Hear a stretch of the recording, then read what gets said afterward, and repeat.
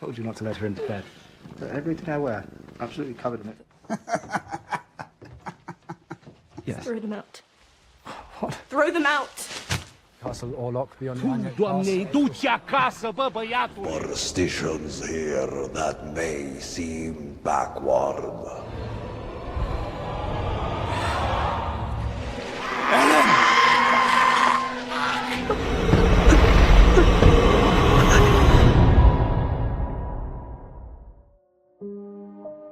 Halo semuanya, balik lagi di Plotarian Movie. Kali ini, saya mau menceritakan sebuah film horor yang baru saja dirilis secara global di tahun ini, berjudul Nosferatu.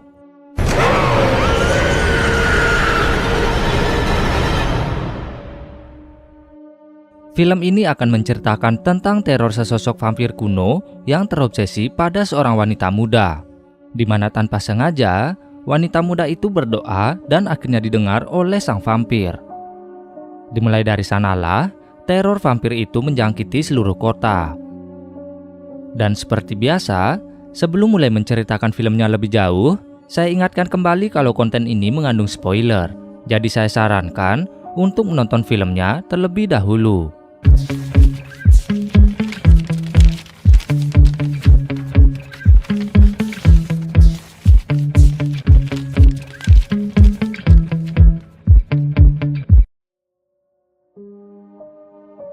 Film berlatar di tahun 1800-an.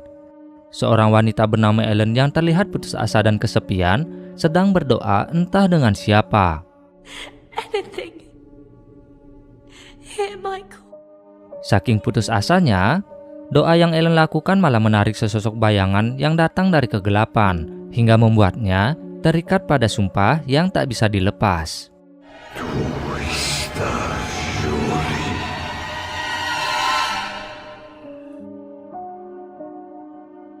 Scene pun berpindah ke beberapa tahun kemudian, di mana kini Ellen akhirnya menikah dengan seorang pria bernama Thomas yang bekerja sebagai agen properti. Meski masih dalam suasana bulan madu, namun Thomas harus menemui atasannya yang bernama Tuan Knock untuk membicarakan tentang seorang bangsawan bernama Orlok yang ingin membeli rumah di sana. Masalahnya, karena terlalu tua, Orlok tak bisa datang ke sana melihat aset yang akan ia beli. Jadi Tuan Knock meminta agar Thomas pergi ke tempat bangsawan itu tinggal yang lokasinya lumayan jauh dan amat terpencil.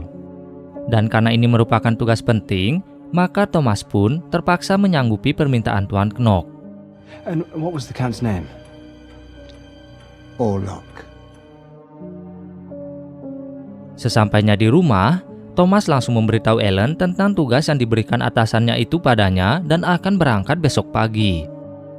Mendengar itu, Ellen yang dalam beberapa hari terakhir selalu bermimpi buruk, merasa takut dan meminta sang suami agar tetap berada di sana.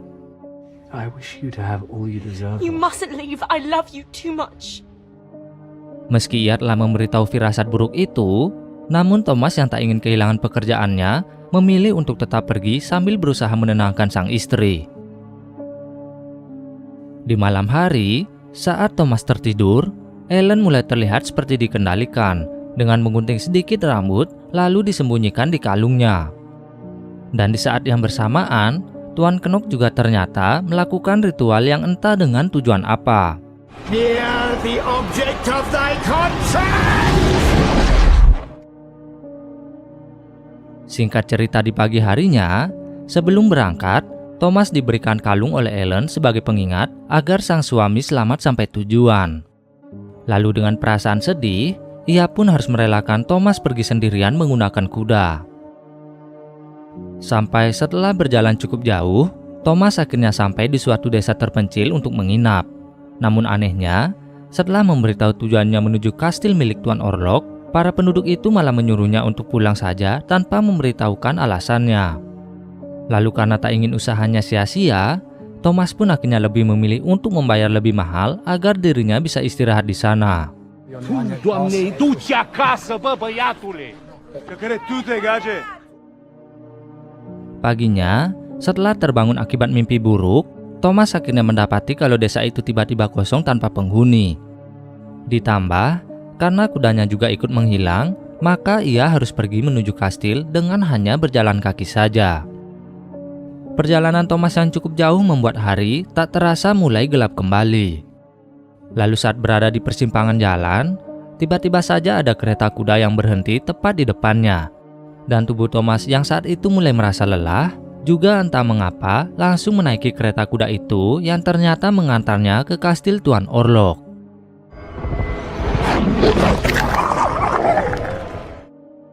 Lalu setelah sampai, ia langsung disambut oleh Tuan Orlok sendiri, di mana pada saat itu Orlok beralasan kalau seluruh pekerjanya telah pensiun. Dengan suara yang terdengar menakutkan, Orlok meminta Thomas untuk mengeluarkan seluruh dokumen perjanjian yang ia bawa.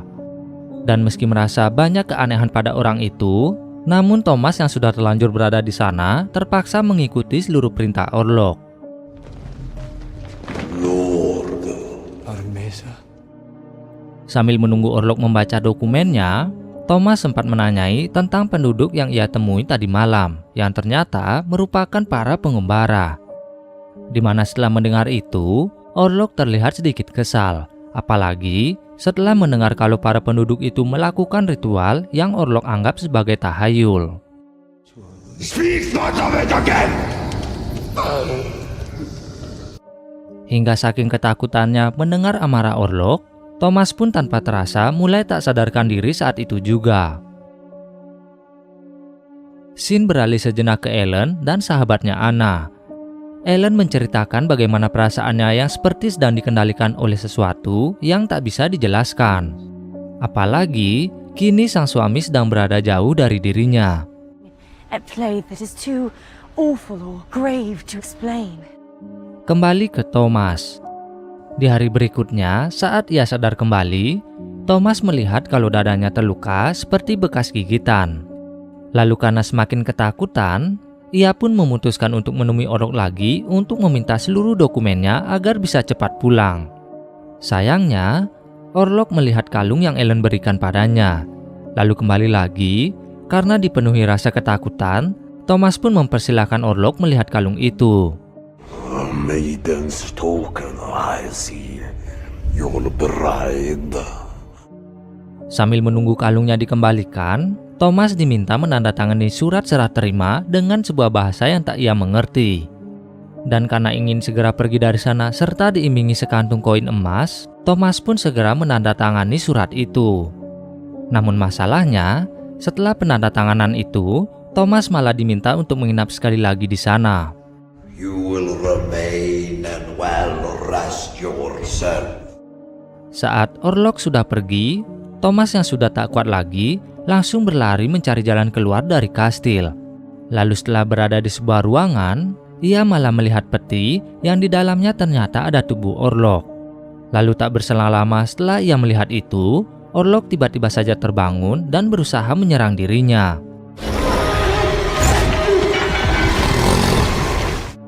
Thomas yang masih belum menemukan jalan keluar hanya bisa berlari tanpa arah. Hingga pada akhirnya, Orlok pun berhasil menemukan dan menghisap darahnya.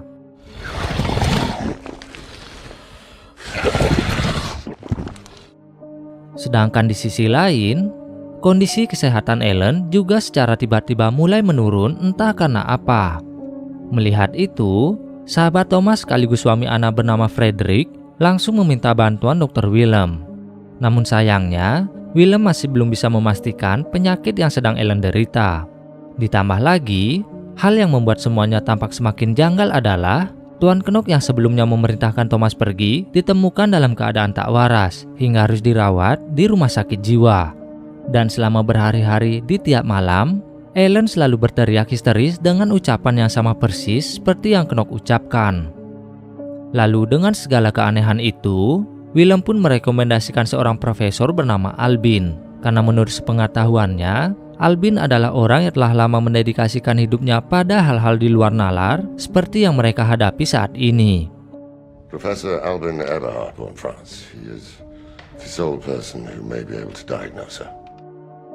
Kembali ke Thomas. Setelah kejadian sebelumnya, ia tiba-tiba ditemukan oleh seorang suster di pinggir sungai. Lalu karena kasihan, ia pun akhirnya dirawat hingga Thomas kembali sadar.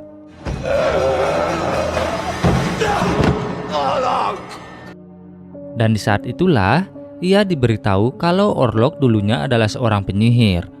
Dan setelah kematiannya, sang iblis memilih untuk membangkitkannya kembali. Karena itu pula, para suster itu meminta Thomas agar tak pergi kemana-mana, sebab Orlok sendiri tak akan mampu masuk ke tempat mereka sembunyi sekarang. Namun masalahnya, sosok yang sedang mereka bicarakan itu sedang bersembunyi di sebuah kapal yang menuju tempat Ellen berada. Dan karena itu pula, Thomas harus segera pergi dari sana untuk menyelamatkan sang istri. He seeks after Ellen. I know it. Singkat cerita, Willem dan Frederick pun akhirnya memanggil Albin untuk memeriksa keadaan Ellen. Saat bertemu, Albin langsung menanyai beberapa pertanyaan tentang mimpi buruk yang Ellen alami dan kehadiran sihir yang telah Ellen rasakan semenjak ia masih kecil. Mendengar pertanyaan itu, Ellen pun berusaha mengingat-ingat kisah saat semuanya bermula, di mana saat ia masih kecil, Ellen mendengar kabar kalau sang ibu meninggal dunia. Semenjak kejadian itu, sang ayah mulai menjauhinya hingga Ellen merasa kesepian. Dengan berbagai masalah yang ia hadapi itulah, sesosok bayangan hitam mulai datang kepadanya.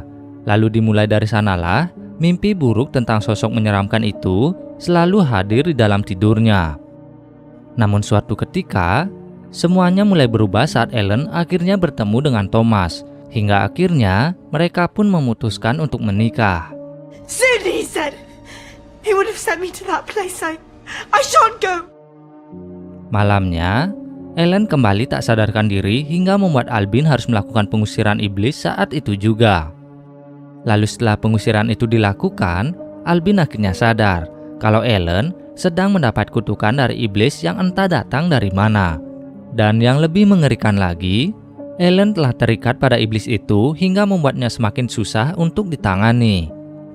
Mendengar penjelasan itu, baik Frederick, Anna ataupun Willem sama-sama tak percaya dan lebih menganggap kalau Ellen hanya frustrasi dan berhalusinasi saja semenjak ditinggal oleh sang suami.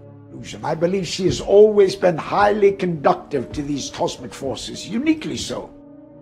Di malam selanjutnya, Ellen yang seharusnya masih berada dalam pengaruh sihir, tiba-tiba saja terbangun karena mengetahui Thomas telah pulang. Di tempat lain, Orlok yang juga telah berada di sana akhirnya bertemu dengan Knock yang berhasil kabur dari rumah sakit jiwa. Awalnya, Knock berniat membunuh Thomas dan menculik Ellen. Namun setelah mendengar rencana itu, Orlok menjadi sangat marah karena bagaimanapun perjanjian yang telah Ellen buat harus ditepati tanpa ada paksaan. Dan semenjak kedatangannya itu pula, teror Orlok mulai menjangkiti seluruh kota. Your entreaties grow insolent. Berpindah ke Albin dan Willem yang sedang memeriksa mayat yang mereka temukan dari sebuah kapal. Mereka tampak begitu kebingungan saat mengetahui kalau mayat yang mereka periksa terdapat banyak luka gigitan. Namun anehnya, sama sekali tak ada darah yang keluar. Demi mencegah hal yang lebih buruk terjadi, Albin pun meminta agar Knock segera ditemukan. Dan malamnya, mereka berdua kembali menemui Frederick untuk memberitahu apa yang terjadi. Namun kembali lagi, Frederick sama sekali tak percaya pada perkataan Albin. Meski begitu, Albin tetap meminta untuk berjaga-jaga jika teror wabah iblis itu mulai menyerang. Dan sang pembawa wabah yang dimaksud disebut sebagai vampir Nosferatu. The vampire. Nosferatu. Di sisi lain, Orlok akhirnya menemui Ellen untuk menagih janjinya, di mana saat Ellen menolak permintaan itu, Orlok pun memberitahu kalau Thomas telah menandatangani kesepakatan untuk menyerahkan Ellen dengan imbalan sekantung koin emas. Meski telah mendengar itu, Ellen masih belum percaya pada perkataan Orlok dan lebih menganggap kalau Orlok hanya berusaha membohonginya saja agar Ellen bersedia ikut bersamanya. You are a deceiver. You deceive yourself. Mendengar penolakan itu, Orlok terlihat sangat marah dan mengancam jika Ellen masih menolak perjanjian dan telah mereka sepakati, maka Orlok tanpa ragu menghabisi seluruh penduduk kota dengan wabahnya. Dan tentu saja, Ellen juga akan kehilangan Thomas. Shall you watch the world become as naught? Keesokan harinya, apa yang dikatakan Orlok menjadi kenyataan, di mana penduduk mulai menjadi korban hingga harus dibawa ke rumah sakit. Anna yang juga ikut menjadi korban menceritakan kalau ia melihat sebuah bayangan hitam yang membuatnya begitu ketakutan. Mendengar itu, Ellen berusaha menjelaskan apa yang sedang terjadi ke Frederick. Namun kembali lagi, Frederick sama sekali tak mempercayai itu semua. Karena perkataannya tak mau didengar, Ellen pun memutuskan untuk merawat Thomas yang masih sakit dan memberitahu kebenarannya, kalau dialah orang yang secara tak sengaja membangkitkan Orlok dari kegelapan. Kini Orlok benar-benar menginginkan Ellen untuk menjadi pasangannya, dan seluruh wabah yang tengah terjadi di sana tak akan berhenti sampai Ellen menepati janjinya itu. Mereka pun sempat sedikit bertengkar, karena Ellen mengungkit bagaimana Thomas dengan rela menandatangani perjanjian pelepasan dirinya hanya demi sekantung koin emas. Padahal, Thomas juga merupakan korban dari tipu daya Orlok. He told me how you sold me to him for gold. No, Our love was supposed to be sacred. please. You never listened. Di hari berikutnya, wabah Nosferatu akhirnya berhasil menghabisi Anna dan anak-anaknya hingga membuat Frederick menjadi putus asa dan sempat membenci Ellen. Namun setelah pemakaman keluarganya, Frederick pun akhirnya setuju ikut Albin dan yang lainnya untuk menyusun rencana menghentikan wabah itu, di mana mereka harus menemukan dan menghancurkan peti Orlok agar vampir itu tak bisa bersembunyi dari sinar matahari. Dan jika itu berhasil, Thomas akan bertugas menusuk tubuh Orlok menggunakan pasak besi agar vampir itu benar-benar binasa. Namun masalahnya, saat mereka sedang bersiap-siap, Frederick yang begitu terpukul akhirnya memutuskan untuk mengakhiri dirinya sendiri tepat di makam sang istri dan anak-anaknya. Melihat itu, rombongan Thomas pun bergegas menuju rumah tua yang baru dibeli Orlok untuk menemukan petinya. Namun setelah diperiksa, Thomas yang merasa marah karena mengetahui Orlok telah pergi menemui Ellen langsung membunuh Knock saat itu juga. Blasphemy! Die, you accursed mistress of hell! Lalu setelah terjadi sedikit perdebatan dengan Albin, ia dan Willem pun memutuskan untuk kembali ke rumahnya sementara Albin masih berada di sana untuk membakar rumah itu.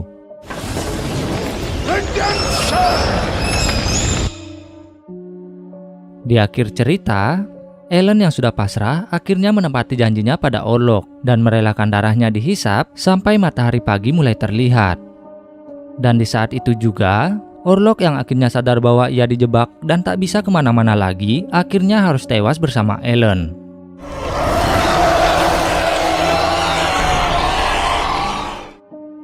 Hingga tak lama kemudian, Thomas, Willem, dan Albin akhirnya sampai di sana, di mana Thomas terlihat begitu terpukul melihat pengorbanan sang istri untuk menghentikan wabah yang menjangkiti seluruh kota itu. Begitulah akhir dari film Nosferatu. Terima kasih bagi yang sudah menonton sampai akhir. Jangan lupa like, share, dan subscribe. Dan nantikan terus update film atau series lainnya hanya di Plotarian Movie. And freed them from the plague of Nosferatu.